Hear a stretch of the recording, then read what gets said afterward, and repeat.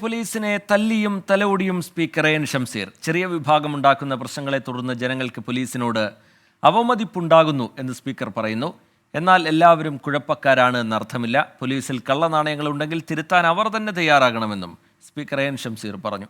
രാഹുൽ സുരേഷ് ചേരുന്നുണ്ട് വിവരങ്ങളുമായി കോഴിക്കോട്ട് നിന്ന്. രാഹുൽ, എന്താണ് സ്പീക്കർ പറയുന്നത്? രാഹുൽ. ടി കെ റിജിത്ത്, വലിയ വിമർശനങ്ങളാണ് പോലീസ് സേന അടുത്ത കാലത്ത് ഏറ്റുവാങ്ങേണ്ടി വരുന്നത്. ഇപ്പോഴിതാ വിമർശനവുമായി സ്പീക്കർ കൂടിയായിട്ടുള്ള എൻ ഷംസീറും രംഗത്തെത്തുകയാണ്.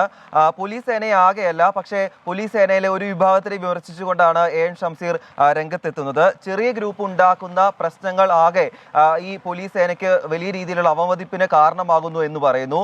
ഈ പ്രശ്നങ്ങൾ മൂലം ജനങ്ങളിൽ പോലീസിനെതിരെ അവമതിപ്പ് ഉണ്ടാക്കാൻ കാരണമാകുന്നുണ്ട്. പോലീസിനെതിരെ തെറ്റായ സമീപനങ്ങൾ ഉണ്ടാവുമ്പോൾ പൊതുപ്രവർത്തകരും ജനങ്ങളും അത് തിരുത്തും. അത് പോലീസ് സേന തന്നെ മനസ്സിലാക്കണമെന്നും അദ്ദേഹം പറയുന്നുണ്ട്.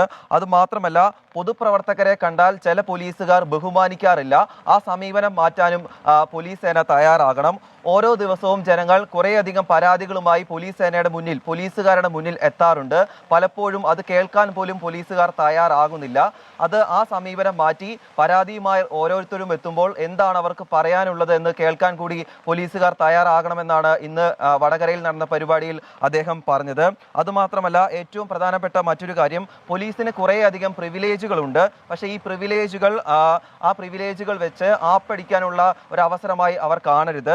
അതുമാത്രമല്ല, ഏതെങ്കിലും ഒരാളെ കൊടുക്കാൻ നിയമങ്ങൾ കയ്യിലെടുക്കുകയും ഏതെങ്കിലും ഒരാളെ കൊടുക്കാൻ പോലീസ് പലപ്പോഴും നിയമം കയ്യിലെടുക്കുന്ന ഒരു സാഹചര്യവും മുൻകാലങ്ങളിൽ ഉണ്ടായിട്ടുണ്ട്. ഇത്തരത്തിലുള്ള സമീപനങ്ങളെല്ലാം മാറ്റണമെന്നാണ് അദ്ദേഹം പറയുന്നത്. അപ്പോഴും പോലീസ് സേനയെ ആകെയല്ല, പോലീസ് സേനയിലെ ഒരു വിഭാഗത്തെക്കുറിച്ചാണ് അദ്ദേഹം വിമർശനവുമായി രംഗത്തെത്തിയത്. ഇന്ന് വടകരയിൽ പോലീസ് അസോസിയേഷൻ സംഘടിപ്പിച്ച പരിപാടിയിലായിരുന്നു പോലീസ് സേനയെ വിമർശിച്ചുകൊണ്ട് എൻ ഷംസീർ രംഗത്തെത്തിയത്. ശരി, രാഹുൽ സുരേഷ് വിവരങ്ങൾ നൽകുകയായിരുന്നു കോഴിക്കോട്ട്.